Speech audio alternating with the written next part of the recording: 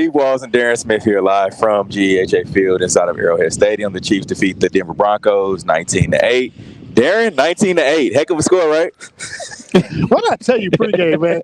I told you pregame, look, we got these high scores, but as usual, the Chiefs played out to their competition. Right. And, well, look, I guess if you're a betting man, they did cover the point spread, so that's the most important thing, I guess. But overall, I'm not surprised. I mean, I guess I'm surprised about the performance of the offense, but the defense, look, we talked about it. The defense played outstanding, but the flip side is it's the Denver Broncos. Right. So you can take some away from it because of how they played.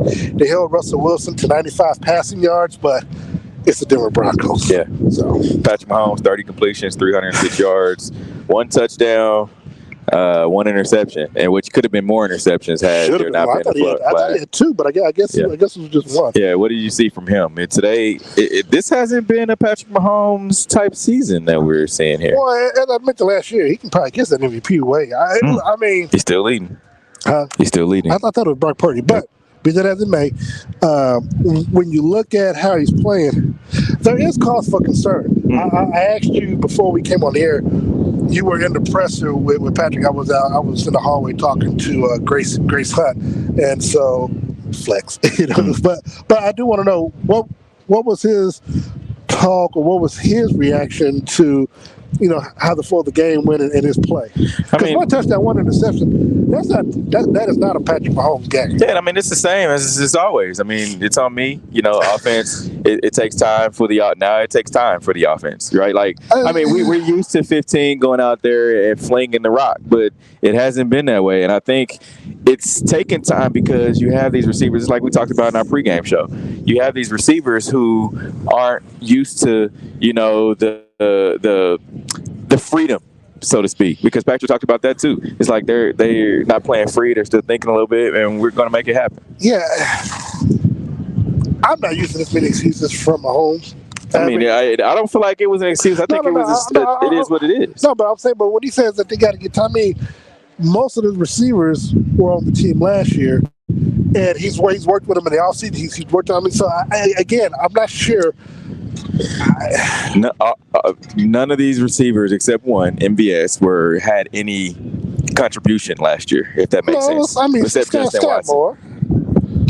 Scott was still trying to figure it out. He didn't figure it out until the absolute last game of the NFL season. No, but I guess what I'm saying is he still played meaningful reps. Now, he didn't find the end zone until the Super Bowl, but I'm saying he played meaningful reps along with Kadarius Toney when he got here. But what I'm saying is, even in the offseason, they all go down to Texas, work with him. He took them out other places to work with him, and they've had all training camps. So it just amazes me that it's still taking as long as it has for them all to be on the same page. Yeah, you think about just these wide receivers, the group as a whole. I don't think there's any continuity there just yet, if that makes sense. I mean, last week you saw them trying to figure it out with Rashee Rice and who's taking a major step.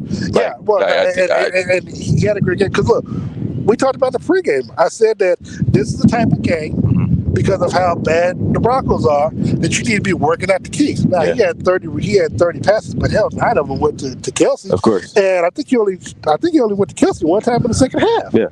So that was kind of surprising as well. Like, his girlfriend's in the stands, so you would think you try to get him in the end zone, and that didn't happen. I mean, sometimes I don't really think like that matters. They're not going to target Kelsey. I mean, they're going to do what they do, right? But, like, I feel like Kelsey had 109 yards in the first half. Yeah. And then ended with 124 yards with no touchdowns. Yeah. That rarely happens. Rarely. So, what do you see from the running backs? I know Pacheco had another good game, so to speak. He ran for 55. I think he may have run 55 yards or more. But second leading receiver. That's the other thing too. 36 yards. They also kind of ran away. They went away from the running game. Now, Mahomes had third leading receiver behind Rice and Kelsey. Okay, and Mahomes had a lot of rushing yards too. So I don't.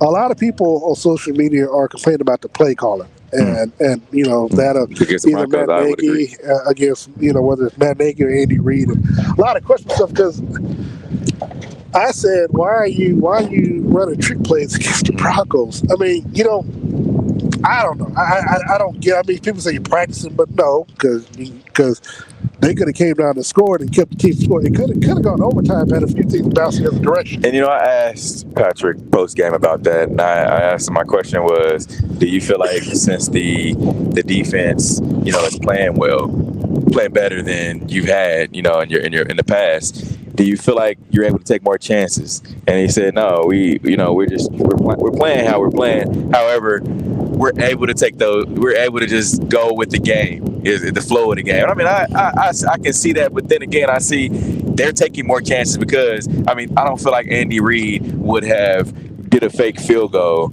if his defense wasn't playing well and they weren't going to pin the Denver Broncos on the 1 yard line. But here's the other thing.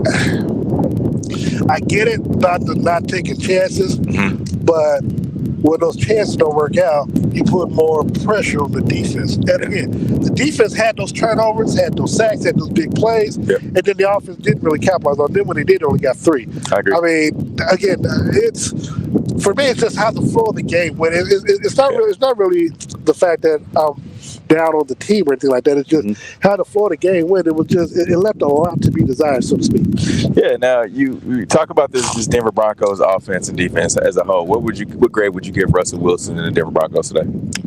Well, their run game, I'd say, was a B because it was basically all Russ. Russ and Williams, who were, he was trying to escape the pocket. The pass game was an F, which means for me, it was an A for the defensive back. That was the thing that I asked Justin in the locker room about that. One is they're disappointed in not getting the shutout, and I thought for a while that they were. I did too. But with the late penalty that got them and extended the play or extended the drive and they got to the end zone, that was something that they were disappointed about. But overall, there are things that you can take away in this game to build on because they do play every 2 weeks in Denver. Of course, you come back and you play the Chargers in 10 days. So overall, I give the team a B-. Okay. All right. What about the Chiefs?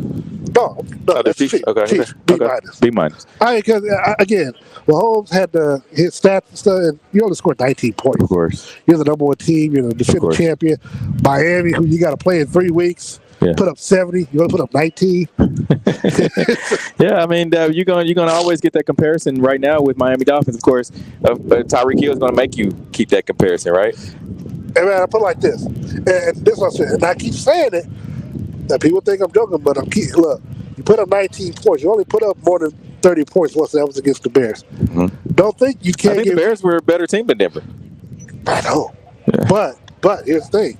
Don't think you can't get boat raced by Miami and Germany because they can put up points. And if I keep telling you, if you don't get your act together, because they go up and down the field, they're gonna have to get after Tua, put pressure on him. Of course. Hope that he, makes a bad throw, get some interceptions like they did today. But these wide receivers, that ain't Miami. Well, this is Steve Walls and Darren Smith. Remember, you can catch us Monday night for our the Red Hours. I'm thinking this today is Sunday. Yeah. Well, in a few days, catch us on Monday night live from Chicken and Pickle, the Red Hour. Myself, Darren Smith, also Sean Tyler, Uncle Sean Tyler, and DJ Q. 6:30 to 7:30. Chicken and Pickle right on Burlington, North Kansas City. Remember to follow us on social media at Steve Walls KC, at Darren Smith WHB. Until next week, man. 19-8. I don't know what to say about it. Well, at least one of my parlays is still good. At least one of them. All right, thank you guys for staying up with us. Steve Walls, Darren Smith, we out.